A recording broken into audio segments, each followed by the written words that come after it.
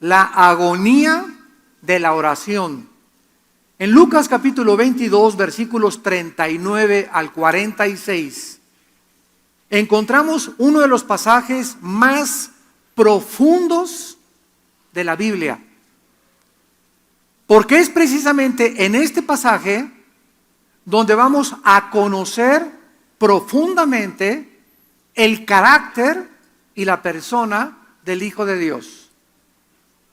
Pero al mismo tiempo quiero en esta mañana transmitirles a ustedes lo que ha revolucionado mi vida, lo que ha sostenido mi vida y la puede sostener a ti también para aguantar tempestades, ríos, tormentas, traiciones, calumnias, persecución, chismes, mentiras, ataques, etcétera, etcétera. Lo único que nos puede mantener de pie, sin movernos, aguantando el mundo al que estamos enfrentándonos, es la oración.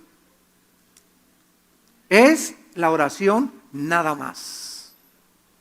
Cuando ustedes lleguen a entender la oración, el poder que se encuentra detrás de la oración, y al mismo tiempo que detrás de la oración se encuentra el poder de Dios para poder sostenernos, energetizarnos y fortalecernos, vas a acabar la carrera con gozo y vas a acabar la carrera con fe. No vas a acabar amargado en la vida cristiana, no va a haber nada que te desilusione, nada que te desanime, porque todos ustedes que están desanimados, que nos escuchan también a través de la televisión o que se encuentran amargados, es que me hicieron esto y me hicieron aquello y por aquí por allá y yo quería ser pastor y yo quería este puesto y yo quería esta posición y no me tomaron en cuenta y mi esposo se fue con otra y mi esposa se fue con otro y estamos rodeados de circunstancias que nos pueden amargar, porque es la vida que estamos viviendo. Estamos en un mundo de lobos y Cristo nos dijo: no los mando como conejitos, los mando como ovejas en medio de lobos. Estamos rodeados de problemas grandísimos, matrimoniales, con los hijos, en el trabajo, en la iglesia, con el gobierno, y agreguémosle tsunamis, terremotos, huracanes, etcétera, etcétera. Hoy es para que cualquiera diga: ¿qué estoy pasando? Me caigo, me desmayo, ya no quiero, aviento la toalla. Pero somos soldados de Cristo, somos cristianos ungidos con un espíritu no de cobardía, sino de poder. Y tenemos que entender en dónde radica nuestro poder. Fortaleceos en el Señor, dice Efesios 6:10. En Él están nuestras fuerzas y en el poder de su fuerza. En el original griego dice: saquen fuerzas de Dios porque ustedes no tienen ningunas.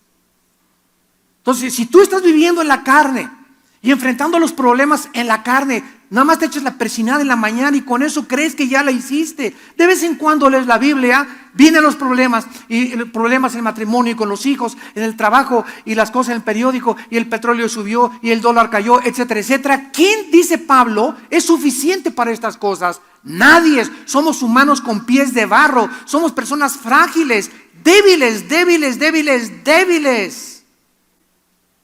Esta es la razón por la cual el Espíritu Santo vino a nuestra vida, a infundirnos un valor que no es inherente de la naturaleza humana, y que solo a través de este poder de la oración vamos a aguantar y vamos a poder llegar y vamos a poder decir: no fue en vana la fe y la gracia de Dios en mi vida.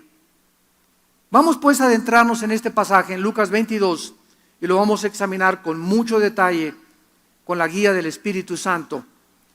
Saliendo se fue como solía al monte de los olivos, y sus discípulos también le siguieron. Cuando llegó a aquel lugar, les dijo: orad, que no entréis en tentación. Fue la primera advertencia que Cristo les hizo a los discípulos en la hora más difícil y peligrosa de los que le siguieron. Si ustedes no oran, en otras palabras, van a caer en tentación. Sigamos. Entonces él se apartó de ellos a distancia como de un tiro de piedra, sea 3 o 4 metros, y puesto de rodillas, oró, diciendo: Padre, si quieres, pasa de mí esta copa, pero no se haga mi voluntad sino la tuya. Y esto es increíble. Se le apareció un ángel del cielo para fortalecerle. Qué increíble agonía estaba Cristo atravesando, que tuvo que bajar un ángel del cielo a él, al Hijo de Dios.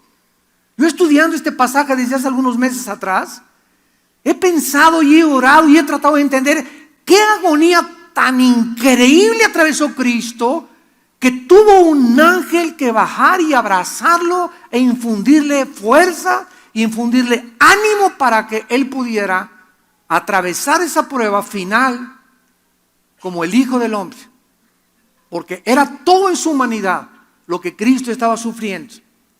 Y estando en agonía, versículo 44, oraba más intensamente. O sea, comenzó abajo a orar, subió y más presión y más presión. Y mientras más presión oraba Jesús, dice la Biblia, más intensamente oraba. Y era su sudor. Llegó esto al grado que grandes gotas de sangre salieron a la tierra.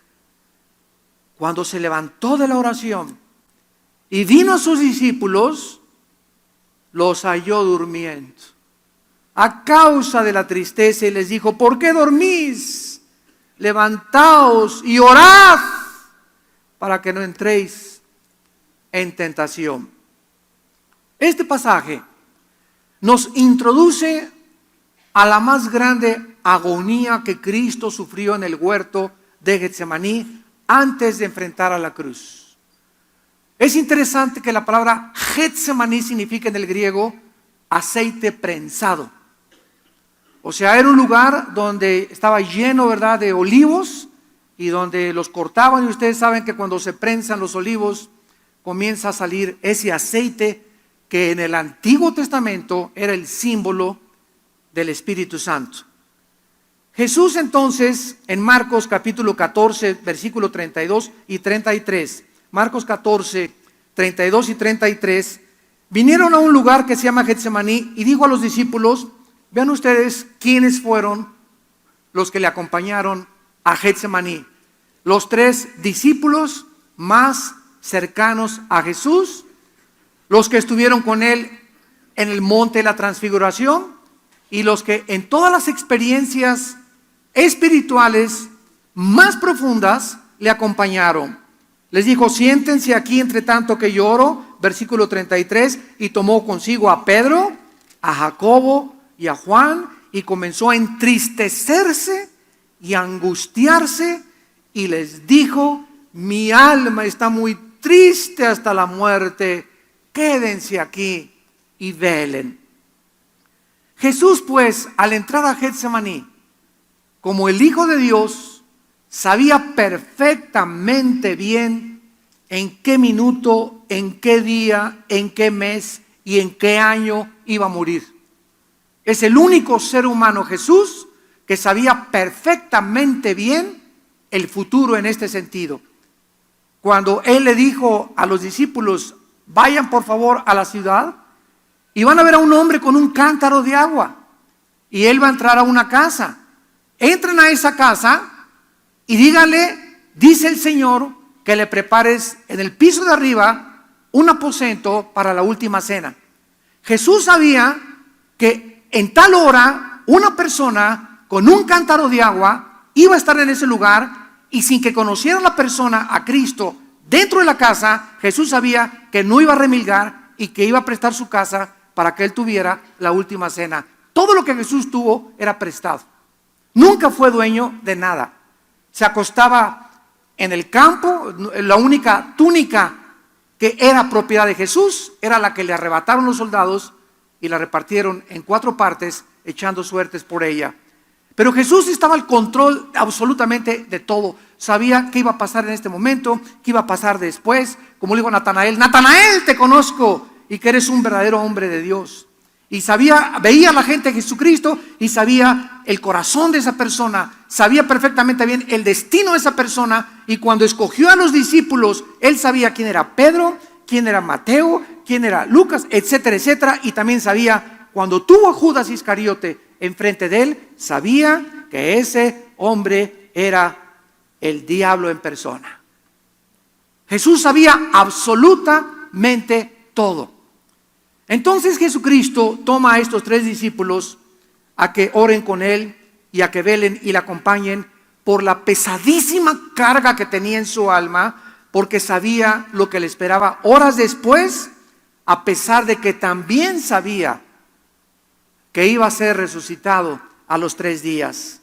Esta era también la prueba más grande, repito, que los discípulos enfrentaron y ellos no lo sabían. ¿Sabes tú acaso la prueba que vas a pasar hoy en la tarde? ¿Sabes las pruebas que te esperan el día de mañana? ¿Sabes la prueba que vas a pasar con tus hijos dentro de 2 o 3 meses? ¿Sabemos lo que vamos a pasar en México dentro de 6 meses? ¿Sabemos qué va a pasar con tu matrimonio en los próximos 8 meses? Ninguno de nosotros somos dioses. No sabemos lo que nos depara hoy en la tarde. No sabemos lo que nos depara saliendo aquí de este edificio. Por lo tanto, es importante que sepamos que como no sabemos lo que nos está esperando, necesitamos estar preparados con toda la armadura de Dios, llenos en la mañana, fortaleciéndonos en oración, para que cuando venga esa prueba con tu hijo, esa prueba con tu esposo, esa prueba con tu esposa, en tu trabajo, el despido de tu trabajo, la falta de empleo, etcétera, etcétera, no importa la prueba que pasemos, estemos preparados y no desmayemos y no caigamos al suelo y no nos amarguemos y no le echemos la culpa al pastor, a la esposa, al hijo, al gobierno, etcétera, etcétera. Y de esta manera podemos continuar caminando y Dios nos ve que seguimos caminando, viendo la prueba y nos pegó la cachetada, y viendo la otra prueba y nos tambaleó, pero no nos tumbó al suelo, y seguimos caminando porque nuestra fortaleza viene de la comunión que tuvimos con Dios, que tenemos con Dios todos los días en oración. Cuando Dios ve este caminar tuyo en la vida, que sigues manteniéndote, porque por fe oramos. ¿Qué es la fe? Saber que Dios me escucha y que después de orar 15, 20, media hora, 1 hora con Él, va a haber algo sobrenatural que la mente no puede comprender, que me va a infundir un valor que yo no tengo para seguir viviendo. Cuando Dios ve eso, dice en Isaías 40:31, los que esperan en Jehová. Y esa palabra esperar, kafá en el hebreo, significa los que viven cerca, los que están pegados a Dios, así desde que amanece. En la tarde vas orando en tu coche y te voy alabando, Señor. El otro día yo le enseñaba a mi hija, mira, Salén, la oración es estar platicando con Dios, es la oración, estar consciente de la presencia de Dios, y te alabo y te bendigo y guárdame, Señor. Voy ahorita a este mercado, te pido que me des gracia, voy a la escuela de mis hijos, dame gracia, vamos a orar antes de hablar con la directora de la escuela. Es mantener, y todavía en la noche llegar, ponerse de rodillas o sentado, acostado, como quieras, como te puedas mantener despierto y volver a elevar nuestra alma y mantenernos cerca de Dios. Esas personas tendrán nuevas fuerzas. Esas personas van a llegar a su casa, Señor, ya no aguanto, ya quiero tirar la toalla, pero vienes y te hincas y otra vez te pones en contacto, te enchufas con la fuente de energía y entra otra vez una fuerza sobrenatural a nuestra vida y te levantas, pero girito como el gallito, a ver que se me avienta el gallo giro. ¿Y de dónde saqué esas fuerzas? No son mías. Y me doy cuenta, vas a descubrir que es sobrenatural. Oye, comadre, pero ¿cómo está usted tan alegre si el compadre ya la dejó esto y el otro? Porque Dios es mi fortaleza, comadre. Y comenzamos a buscar, ¿verdad? Y se nos muere un ser querido y claro que le lloramos, porque es necesario que lloremos y que volquemos nuestro corazón y que nunca nos guardemos los sentimientos. Pero pasa 1 o 2 meses y es una mezcla de gozo, de saber que ya nuestro ser querido está en el cielo, con la tristeza también, pero tenemos que seguir viviendo y esas fuerzas para seguir viviendo nos las da Dios. De otra forma vas a estar vestida de negro 6 años. Jesús sabía pues la grande prueba que venía sobre sus hombres, sobre sus discípulos.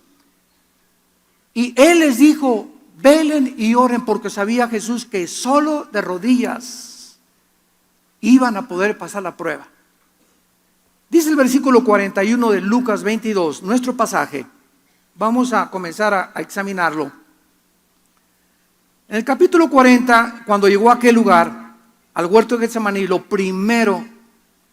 primero que le pidió a los discípulos fue, oren. ¿Por qué? Porque ellos lo sabían, pero viene sobre ustedes una grande tentación. Y quiero decirte que mientras nosotros nos mantengamos en oración en las mañanas y busquemos el reino de Dios, primeramente en la mañana, y le entreguemos lo primero en nuestro tiempo a Dios, las tentaciones, como dice el chiste, ¿verdad? Que estaba Pepito y le tocaron la puerta. Y dijo Pepito, ¿quién es? Y le contestaron, Doña Tentación te toca la puerta. Y Pepito dijo, ¿verdad? Si yo voy y le abro la puerta, me voy con ella. Jesús, ve y abre la puerta, por favor. Entonces, cuando nosotros tenemos comunión con Cristo y la tentación nos asalta, vamos a tener la fuerza porque Jesús es nuestro escudo. Y dice en 2 de Pedro 2, ¿sabe Dios librar de tentación a los piadosos? Pero si tú no estás en comunión con Dios y en contacto con Dios diario, te vas a ir con Doña Tentación. ¿Y por qué caí con mi novio en fornicación? ¿Y por qué cometí adulterio? ¿Y por qué hice este negocio que sabía que era una tranza que mi compadre me propuso y ahora me andan buscando para meterme a la cárcel? ¿Por qué hacemos cosas de las cuales nos lamentamos después? Porque cuando tomamos esa decisión no estábamos en el Espíritu. No estábamos guiados por el Señor. No estábamos fortalecidos por el Señor. Y somos demasiado débiles para aguantar las tentaciones. Insisto otra vez, oren para que no entren en tentación, les dice Jesucristo. Se apartó de ellos como una distancia, un tiro de piedra, y Jesús comienza en ese momento a darse cuenta que en esa prueba que tenía él enfrente necesitaba no hablarle a doña doctora Corazón, ni al psicólogo, ni al psiquiatra, ni a la mamá, ni al papá. Tenemos que entender que en los momentos que estamos nosotros enfrentando pruebas en la vida, necesitamos estar a solas con nuestro Padre. Jesús sabía que necesitaba un lugar apartado, el huerto de Getsemaní, silencio, uno que otro pajarito, porque Él necesitaba estar a solas con su Padre y esperaba que sus discípulos lo reforzaran, ayudándolo, porque cuando 2 o 3 se juntan, es mucho más fuerte la oración. Cuando 10 se juntan y se ponen de acuerdo, es mucho más fuerte la oración. Cuando nos juntamos como iglesia a orar sobre una misma cosa, sobre una misma petición, esa oración adquiere un poder increíble, más grande que cualquier bomba de hidrógeno. La oración tiene el poder más grande que cualquier fisión nuclear. Es un poder como ustedes no se imaginan. Por eso es triste cuando hay reuniones de oración. El pastor Carmona aquí invita, creo que el primer domingo de cada mes, hay reunión de oración. Vienen 10, 15, 20 y 30 personas. Cuando tú descubras que si tú vienes a reunión de oración y traes a tu hijo, oren por mi hijo, por favor, oren por mi esposo. Dios ve que vienes con fe, creyendo que aquí Dios te va a contestar y tu oración es contestada. Simplemente porque la oración del justo puede mucho. Ahora imagínense 20, 30 justos que se junten. Imagínense 100 que se junten. El poder que tiene la oración. Cristo entonces, dice el versículo de 42, comienza diciéndole, Padre, Padre. Se dirige a Dios como su Padre. En un amor como cuando llegas con Dios, un amor en dependencia y en confianza con Él. En Romanos 8:15 dice la Biblia que no hemos recibido el espíritu de esclavitud para estar otra vez en temor, sino que hemos recibido el espíritu de adopción, por lo cual clamamos, ¡Abba Padre, papito lindo! Así llegas a orar con Dios. ¿Tienes esa confianza con tu padre, papito? Oh, papito lindo. Tal vez no tuviste papá, tal vez no conociste a ninguna persona que tuviera ese amor paternal o amor maternal. Pero cuando descubrimos a Dios, que es nuestro papito, la palabra Abba en el hebreo significa papito, papito, aquí estoy, ya no aguanto a Chencho. Oh Señor, ya no sé qué hacer con mi hija, papito, ya no sé qué hacer con mi esposo, ya no sé qué hacer con mis papás, ya no sé qué hacer con lo del trabajo, papi, acá me acaban de despedir, papito, vengo a ti. Tú tienes confianza, Señor, tengo confianza, tú eres mi esperanza, mi escudo. Tú sabes y estás consciente que me acaban de correr, viste que me acaban de correr hace 4 horas de trabajo.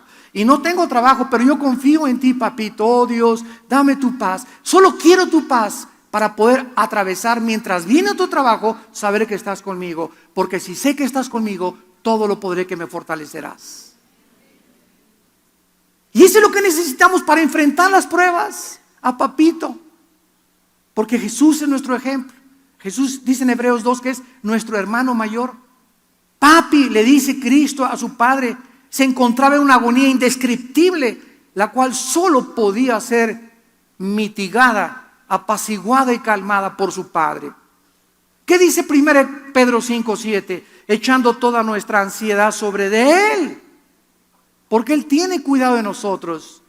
Yo les contaba el otro día que acaban de descubrir en la clínica Mayo en Rochester, el hospital Hopkins en Estados Unidos, los mejores hospitales de Europa, acaban de llegar a un acuerdo todos los científicos del mundo, y para que lleguen a acuerdos como el que llegaron son muy pocos realmente, porque hay mucha diversidad en la psiquiatría, en la psicología, en la genética, etcétera, etcétera, pero llegaron a un acuerdo todos los científicos del mundo en decir que la causa que produce el 90% de las enfermedades físicas, mentales y espirituales, el origen del 90% de las enfermedades se encuentra en el estrés. En el estrés, el famoso estrés. ¿Qué es el estrés? Es un estado de ansiedad. No te aguanto ni contigo mismo. Es un estado de envidia, es un estado de odio, es un estado de rencor, es un estado que ay, se me apareció Juanita y esa reacción que tiene dentro de ti te estresa. Ese estrés, esa fuerza negativa es la que produce el 90% de tus problemas físicos, mentales y espirituales. Qué increíble que en la Biblia hace 2000 años, cuando hace 5 años, 10 años lo acaban de descubrir, Jesús dice, les ordeno, Filipenses 4:6, que por nada estén afanados. Es una orden del cielo. Por nada estés estresado. Por nada permitas que alguien te robe tu paz. Mi paz les dejo. Manténganse en estado de tranquilidad interior, de serenidad. Yo estoy cuidando de tu vida, de tus hijos, de tu empleo, de tu buey, de tu asno, de tu trabajo, de la escuela, etcétera, etcétera. Yo estoy al control de todas las cosas. Tú mantente en paz, porque si pierdes esta paz y comienzas con la ansiedad, y esto y el otro, y mi problema, y en la noche, y vas y fumas, y prendes el cigarro, y como león enjaulado comienzas ahí en tu cuarto a caminar, ¿sabes una cosa? Que no vas a hacer regresar a tu hijo, no vas a arreglar tu problema, no vas a encontrar trabajo de todas maneras así, y además de eso te vas a acabar enfermando. Qué increíble, ¿verdad? Qué racionamiento más absurdo creer que mi estado de preocupación va a arreglar las cosas. Mi estado de preocupación no va a arreglar nada porque no soy Dios.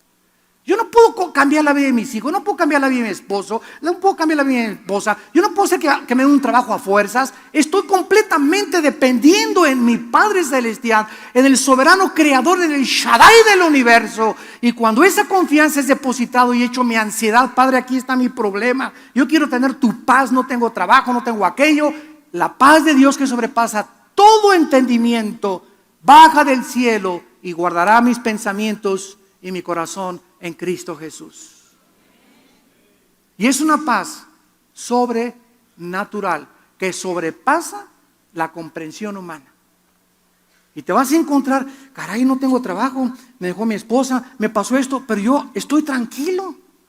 No necesito un tequilazo, no necesito un whiskazo, no necesito un bachichazo, no necesito un pericazo, no necesito drogas, no necesito ir con mi compadre o irme con una mujer para llorarle y esta sí me va a querer, ¿verdad? O todos son iguales, etcétera, etcétera. No, estoy con un poder que puedo vencer cualquier cosa, y es cuando sabemos que esta fe es la que vence al mundo. 1 Juan 5, 4 y 5. ¿Qué es lo que vence al mundo? Nuestra fe. ¿Qué quiero decirles? La confianza de que Dios nos ve y nos ha oído. Esa es la fe. Porque es necesario que el que se acerca a Dios en oración crea que le hay. Ya caí de rodillas, creo que Dios es Padre, que Él me va a cuidar. Y cuando Dios ve esa actitud mía de echar mi ansiedad sobre Él, Él tiene cuidado de mí. Y la respuesta de Dios es con su paz, que nos debe de guardar hasta el final del mundo. Cristo nos pone el ejemplo y nos pregunta, ¿tú también estás acostumbrado ya a echar tus cargas sobre Dios? Ahora Cristo, después de acercarse a su Padre, le hace una petición a su Padre en sumisión absoluta a su voluntad y soberanía. Versículo 42, Lucas 22. Padre, si quieres que regrese mi hijo, si quieres, me vuelvo a casar. Si quieres, que regrese Chencha. Si quieres, me darás trabajo una semana. Padre nuestro que estás en los cielos, hágase tu voluntad. Así comienza el Padre nuestro.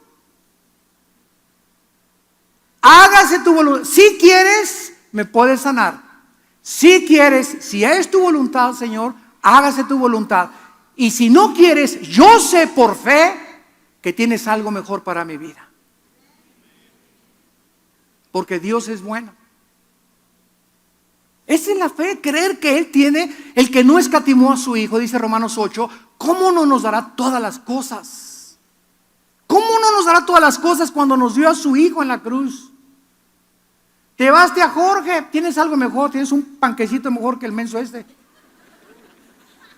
Te vas a Chencha, ¿verdad? Y me puso los cuernos con mi mejor amigo. ¿Sabes una cosa? Gracias, te alabo y te bendigo, Padre, porque ahora me doy cuenta que no era para mí. Si fuera para mí, como les dije anoche a los jóvenes, nadie me la quita. Si es para ti, nadie te lo quita. Pero como no era para ti, se fue con el primer pelangoche roto quinto patiero. Ese trabajo no era para ti. Si hubiera sido para ti, se hubiera quedado. Ahora, si tú robaste o transaste, es otra cosa, ¿verdad? Pero si tú fuiste justo en tu trabajo y honrado en tu trabajo, y hay una injusticia y te corren por político, lo que sea, es de Dios. Y va a Dios a esperarte en la semana que te va a dar el otro trabajo, o en los 15 días que vas a hacer.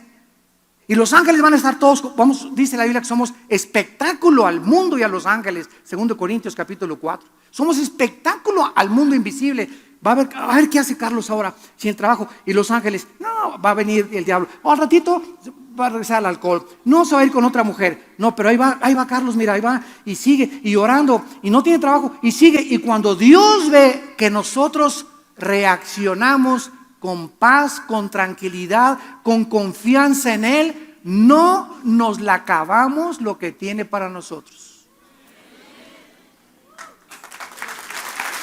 No nos la acabamos.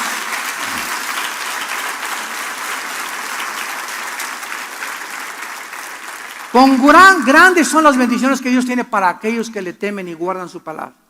No nos imaginamos lo que Dios tiene para nosotros. Y muchos de ustedes, amados santos de Dios, todavía no reciben esas promesas, porque dice Hebreos 6, que para que esa promesa que Dios tiene para ti baje del cielo y te bendiga, necesitas la fe y la paciencia. Pero tu impaciencia, no, ya me dejó Jorge, al otro día andas con otro. Ya me dejó Chencha, andas con Lupita al otro día. Ya perdiste el trabajo, pues voy a robar.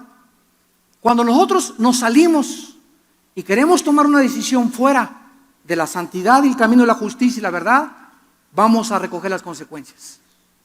Mantente en el camino. Sé hombre, aguántate. Dios está contigo. Hay un hombre mejor para ti, hay una mujer mejor para tu vida, hay un trabajo mejor para tu vida. Dios quiere probarte. Dios nos prueba. Mantente firme con los ojos puestos en Jesús, el autor y consumador de nuestra fe. No desmayes. Está firme y constante, sabiendo que la fe no es en vano. Ahora Jesús, comenzamos a interrogarnos. ¿Por qué Jesús no quería beber esa copa?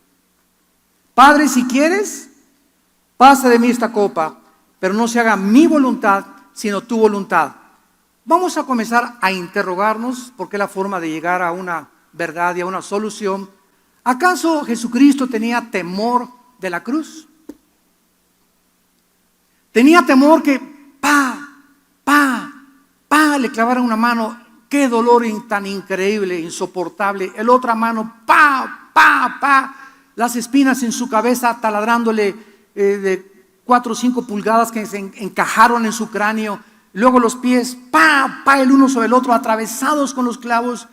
Estaba viendo Cristo la cruz, el látigo romano de 9 colas, con puntas de hueso y de plomo, que se enrollaba en las víctimas. Jalaba el soldado romano el látigo y desgajaba todos los tejidos subcutáneos de enfrente y de la espalda. ¿Acaso estaba esperando, oraba Cristo y esperaba ser libre de esa tortura? ¿Era eso lo que no quería Cristo? ¿No sufrir, no padecer físicamente eso? De ninguna manera. Eso no era nada comparable con lo que Cristo tenía en su corazón. Entonces, ¿qué simbolizaba la copa? Simbolizaba que en la cruz del Calvario iba a pasar minutos o segundos misteriosos en el universo, donde el Padre, que había vivido siempre en comunión con el Hijo, en la cruz iba a haber una separación entre el Padre y entre el Hijo. Y eso Cristo, separarse de su Padre en el momento en que los pecados cayeron sobre su vida, era el tormento más grande que pudiera él experimentar. Porque jamás en la historia Cristo, ni en su antigua vida Cristo, en el Antiguo Testamento, ni en la eternidad se había separado de su Padre. Él no había experimentado nunca eso en su humanidad. Y él tenía miedo a la muerte espiritual, tenía temor de ser separado de su Padre. Podía aguantar todo lo demás, pero no quería separarse de su Padre, porque toda la vida estuvo con su Padre, haciendo la voluntad de su Padre, dependiendo de su Padre, en comunión con su Padre. Y en la cruz, cuando los pecados tuyos y mis pecados fueran puestos sobre su cuerpo, el Padre tenía que abandonarlo. Y él comenzaría a gritar, Elí, Elí, lama sabactani, en arameo, que significa, Padre, Padre, papito, ¿por qué me has dejado solo? Esta era la copa que Jesucristo quería que el Padre le quitara. En otras palabras, en el lenguaje más popular y parafraseado, Padre, ¿no hay otra manera en la que se pueda arreglar el asunto del pecado? ¿Por qué no les dices a todos, todas las religiones son buenas, mis chiquilines? Cada quien sigue su religión y nos vemos todos en el cielo. Papi, ¿no les puedes decir eso? ¿No puedes mandar al arcángel Gabriel que haya milagros y que crean en ti? En la infinita sabiduría de Dios, en el inmenso, inmensurable conocimiento divino, no había otro camino, porque sin derramamiento de sangre, Hebreos 9:22, no hay perdón de pecados. El Hijo de Dios tenía que morir en nuestro lugar. No había otra manera en la que nuestros pecados fueran perdonados. Si hubiera habido otra manera, Dios no hubiera tenido que sufrir también, viendo a su Hijo lo que sufrió por todos nosotros. Este es precisamente lo absolutamente desconocido por la mayor parte de las religiones. Que las religiones creen que las religiones salvan a Dios. Yo soy católico. yo soy protestante, yo soy mormón, yo soy testigo de Jehová, yo soy esto. Ninguna religión salva. La salvación no se encuentra en ninguna denominación, la salvación no se encuentra en ninguna iglesia, la salvación no se encuentra en ninguna persona más que en Jesucristo, el Hijo de Dios.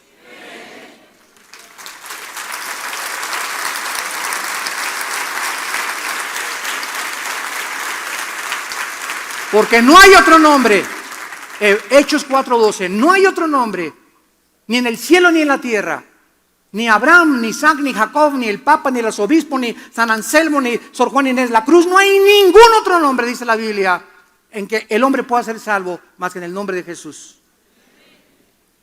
La gente no conoce la Biblia y por eso, ¿verdad?, va con un santito, va con su religión, siguen los preceptos, porque este mensaje que nos fue encargado a nosotros los cristianos de divulgar y predicar en el mundo, tú no lo estás haciendo en tu familia.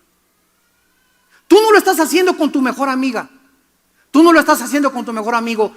¿Y te llamas cristiano? ¿Te llamas cristiana? ¿Estás seguro que si te mueres hoy en la noche te vas al cielo? Y cuando llegues ahí, Señor, mi papá fue pastor, mi hermana fue monjita, mi tío fue el arzobispo de Tlanepantla. Cuando era chica me bautizaron y lo primero que te va a preguntar, Dios te va a decir, ¿le hablaste a alguien de mí?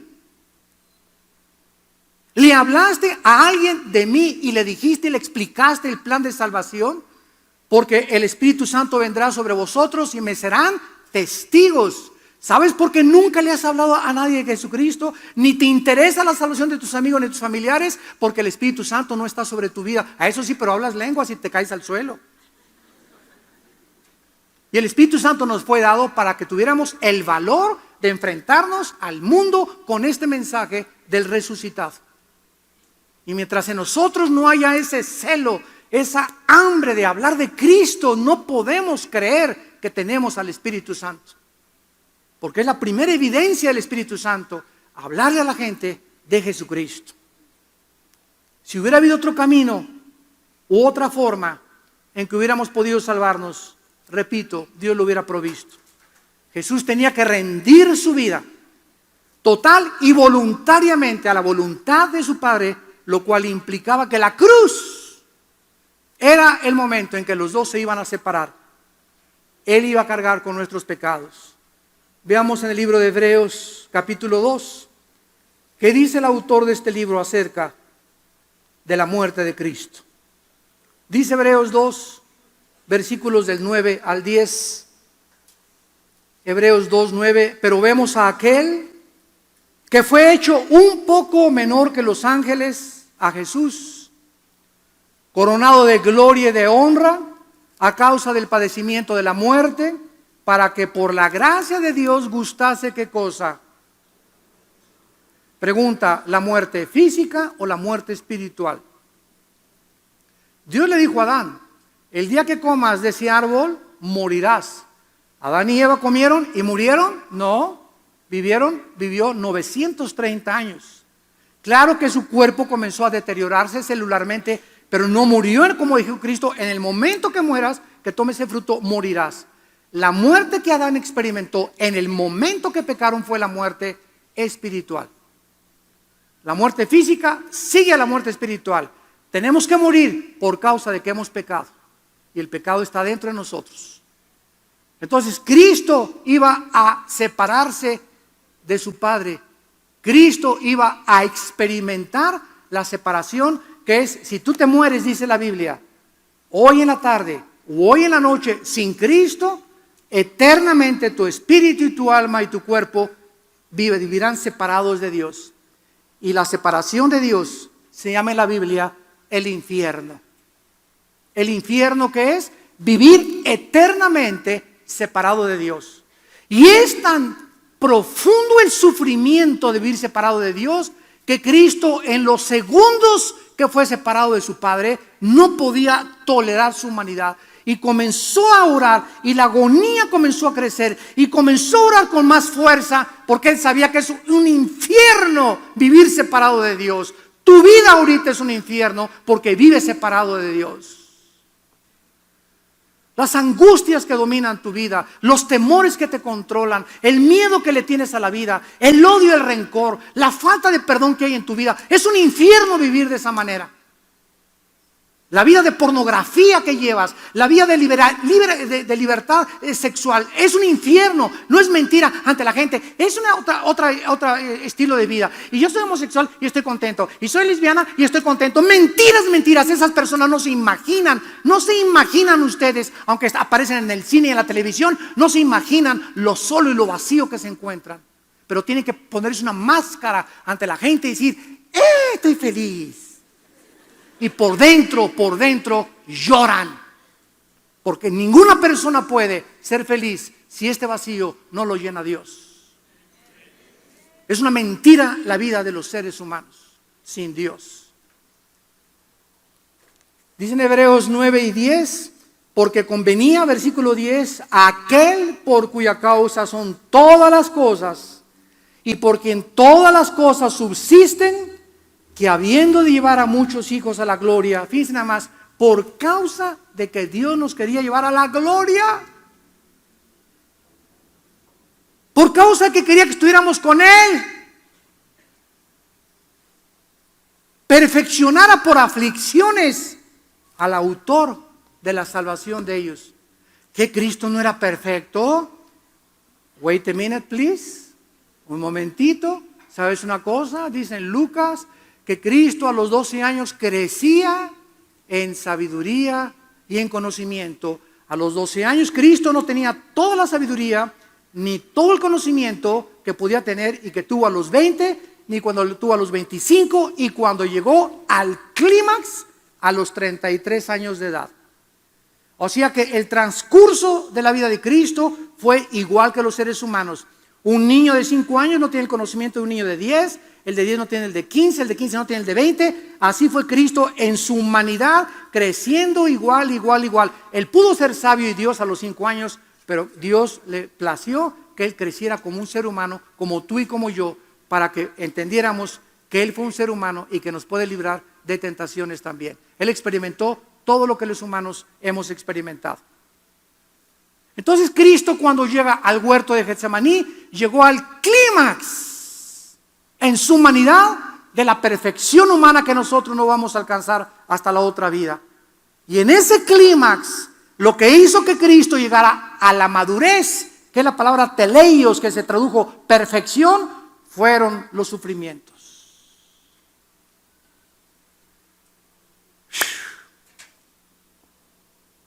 Los sufrimientos nos ayudan a madurar. Ningún ser humano puede madurar en la vida sin haber sufrido. Y esta es la razón por la cual muchos de niños nos vieron papá, mamá en el orfanatorio. Ahorita que estaba el pastor Carmona hablándoles del diezmo, estaban pasando aquí en la pantalla las fotos del orfanatorio, nada más que no hubo una relevancia entre lo que él decía y las fotos. Pero ese niño que lo vieron con la cabeza, que lo estamos ya ayudando en Jerusalén, en el orfanatorio que tenemos en Jerusalén, el muchacho de las barbas que vieron ahí, y Sarita, son los niños, son los 4 hijos de él, es el orfanatorio que tenemos en Israel. Lo vamos a arreglar este video para que ustedes se den cuenta. Ese niño nació con la cabeza así grandota, se le está reduciendo. Otros niños nacen con un corazón artificial, otros nacen con el síndrome de Down. Ahí en Colombia se acercó una señora y me dice: ay, hermano, fíjese que me dijeron algunos cristianos que estamos bajo maldición. ¿Por qué, hermana? Porque me dijeron, ¿verdad?, que cuando iban a ser mi hijo iban a ser con síndrome de Down o mongoloide. Y le dije: ¿sabe una cosa? La Biblia dice que todas las cosas ayudan para bien. Vaya y dígale a su esposa, córrale, el Señor nos ha bendecido con un niño con síndrome de Down.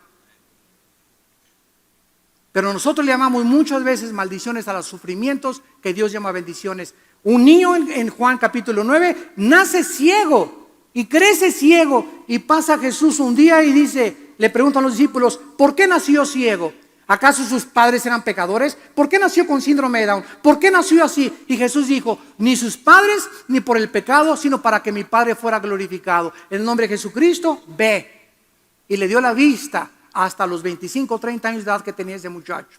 El cojo, en la entrada del templo, en el libro de los Hechos, llega Pedro y Juan y se le queda mirando, y el cojo los ve y sabe que son apóstoles de Cristo y que el poder está en ellos. Y Pedro, viendo que tenía fe, le dice: no tengo oro ni plata, en el nombre de Cristo párate y anda.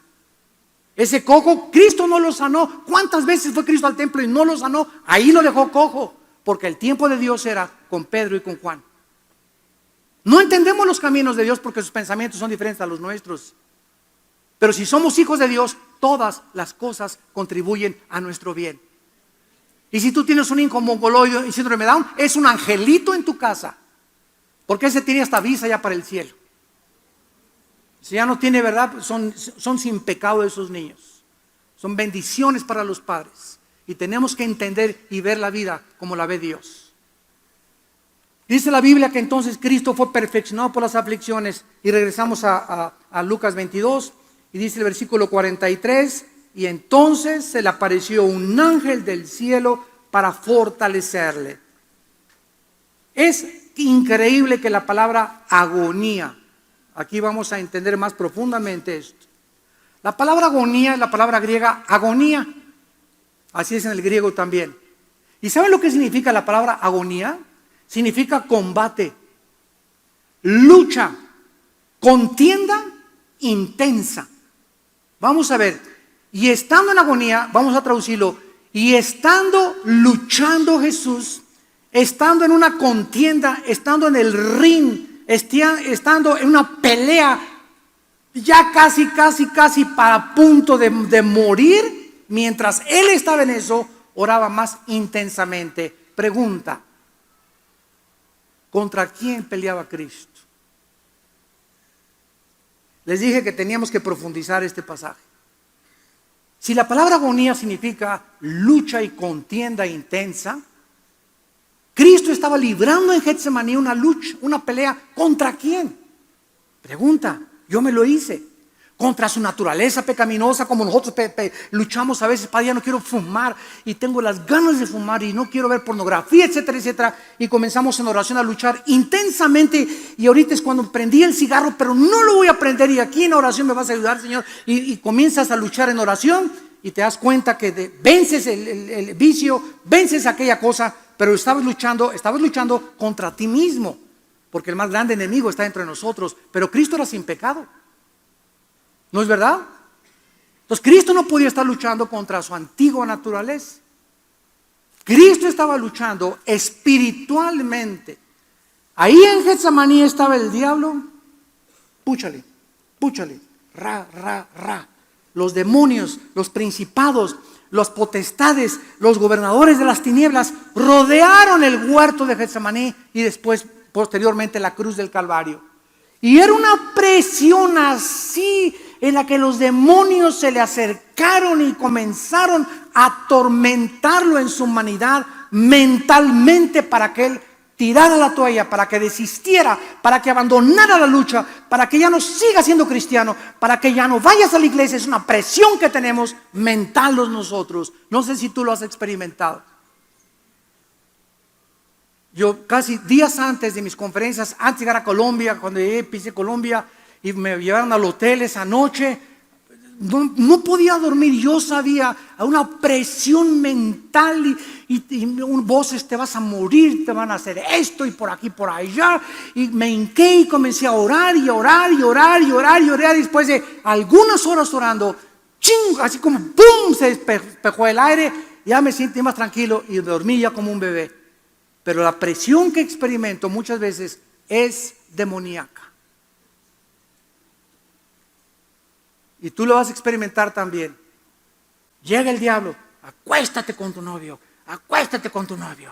dile, divórciate, haz aquello, roba, no le hagas caso a Dios, no le hagas caso a la Biblia, son anticosas. Y viene la presión y esas voces no sabemos de dónde vienen, pero tienes que aprender a discernir cuando esa presión viene a tu vida. Cae de rodillas. Y velar significa: comienza a mantenerte abierto y darnos cuenta que no tenemos lucha contra sangre ni contra carne. ¿Correcto? Esa presión no viene de nadie más que del infierno, para impedirnos que lleguemos a nuestro destino. Y ahí es cuando aprendemos a luchar en oración.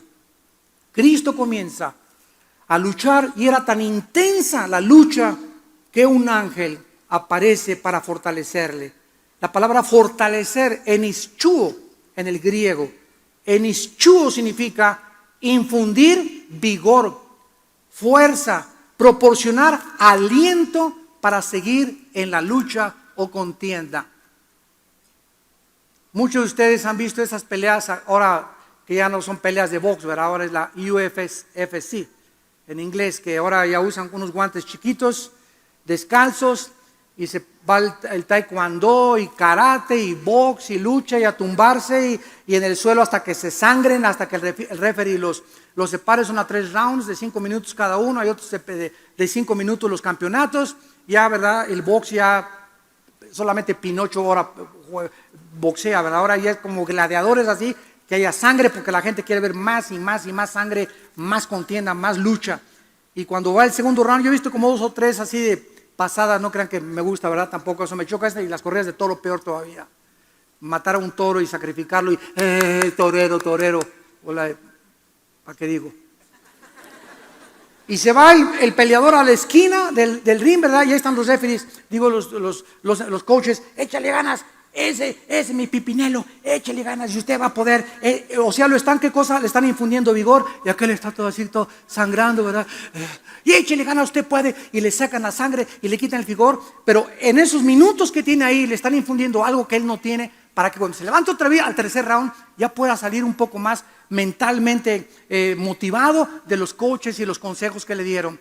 Pues en ese momento Cristo, se aparece el ángel y sabemos, lo único que podemos saber, ¿verdad? Es que imaginarnos a este ángel, y así me lo imagino, abrazando fuertemente a Jesús y diciéndole: Jesús, tú eres el Rey de Reyes, el Señor de Señores, tu Padre está contigo. Todos estamos esperando este momento en el cielo, infundiéndole ánimo y valor en su naturaleza para que Él siguiera adelante, para que un ángel haya tenido que bajar a fortalecer al Hijo de Dios. Podemos imaginarnos la agonía que Cristo estaba atravesando, que posteriormente le comienza a salir sangre por la piel. Este fenómeno se llama en la ciencia hematohidrosis, que sucede cuando el páncreas comienza a producir un aumento de lisoginasas que se derraman sobre todo el torrente sanguíneo, diluyendo el cemento endotelial que produce el paso a través de la sangre, a través de los capilares, mezclándose con el sudor, para que la sangre que circula, que bombea el corazón, cuando el corazón hace pum, pum, pum, pum, es una bomba, como estoy inflando un carro, pum, pum, hace pum y te avienta la sangre. Si la sangre no tiene colesterol, si la sangre no tiene triglicéridos, si la sangre no tiene chicharrones ni papitas, si no tiene azúcares de las Coca-Colas que te tomas, si la sangre encuentra en la tubería limpia, llega hasta los pies, se sube otra vez y el corazón sigue y sigue y sigue bombeándola y bombeándola y jalándola. Y Cristo en ese momento, cuando el corazón hacía así, ya la sangre no podía regresar, se tenía que salir, tenía que romper las capilaridades y la piel de la presión del corazón de Jesús en esos momentos. Dice en Hebreos capítulo 12, dándonos a nosotros el ejemplo de Jesús, versículo 3: considerad aquel que sufrió tal contradicción de pecadores contra sí mismo, para que vuestro ánimo no se canse hasta desmayar, porque aún, dice la Biblia, ninguno de nosotros hemos resistido hasta la sangre. ¿Cuándo fue la última vez que luchaste de veras de rodillas? No quiero, y no voy a regresar con Jorge, y no voy a regresar con Carmelita, y no voy a hacer esto, y no voy a robar, y Dios dame las fuerzas, y está fuerte la tentación, y está fuerte la tentación. ¿Cuántas veces has pasado, has luchado, has agonizado en oración, luchando contra el pecado? No levanten la mano, pero tenemos que entender que ahí está la victoria. De rodillas. No hay otra forma, de rodillas. No hay otro camino más fácil. No hay que recibe la unción, recibe la unción, recibe la unción. Eso es verdad, es brincarte el camino largo a la santidad. Es unción marucha. Instantáneamente ya quiero tener el poder, instantáneamente quiero recibir esto, instantáneamente. Así es como ha apostatado y se ha diluido totalmente el mensaje de la iglesia. Ya nadie quiere vivir de rodillas, nadie quiere luchar en oración, nadie quiere agonizar en oración. Quieren, dame una palabra profética, dame esto, dame aquello, algo rápido que no tenga yo que luchar en oración ni hacer ningún sacrificio. Esta es la cristiandad liviana que estamos viviendo, hechos de mermelada McCormick.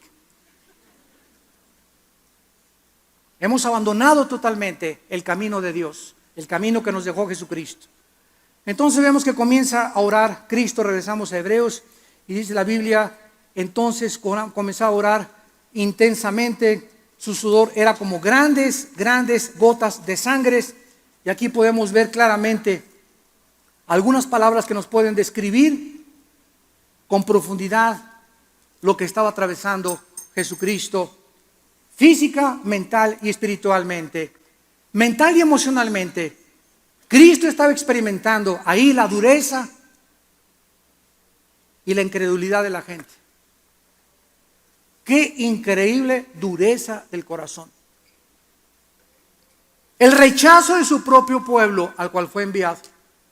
La maldad de los falsos líderes religiosos que por envidia le entregaron los judíos, los gentiles y los civiles, la traición de Judas, el abandono de sus discípulos, la negación del apóstol Pedro que vino después, la injusticia de los 6 juicios que se llevaron a cabo, 3 con el Sanedrín y 3 con Roma, el ridículo, la burla y el desprecio del odio de sus enemigos, la ira de su padre que iba a venir sobre él.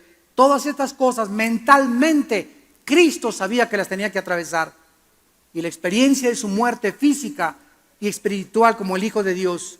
Él había dicho que Él era la vida. Dice Juan 1, en Él estaba la vida y la vida era la luz de los hombres. Nada de lo que fue hecho sin Él. Y Él que era la vida, el autor de la vida, nosotros le íbamos a quitar la vida para que nosotros fuéramos llevados a la gloria con el Padre. Si Cristo no hubiera llevado nuestros pecados, no hubiéramos podido nosotros entrar a la gloria. Y finalmente, Cristo experimenta la separación de su Padre y la debilidad de sus discípulos. Dice Lucas 22, se levantó en oración. Escuchen esto. Después de esa agonía, de esa lucha intensa de rodillas, de esa contienda en el mundo espiritual que Cristo hubo en Getsemaní, venció. Cuando Cristo se levanta de orar,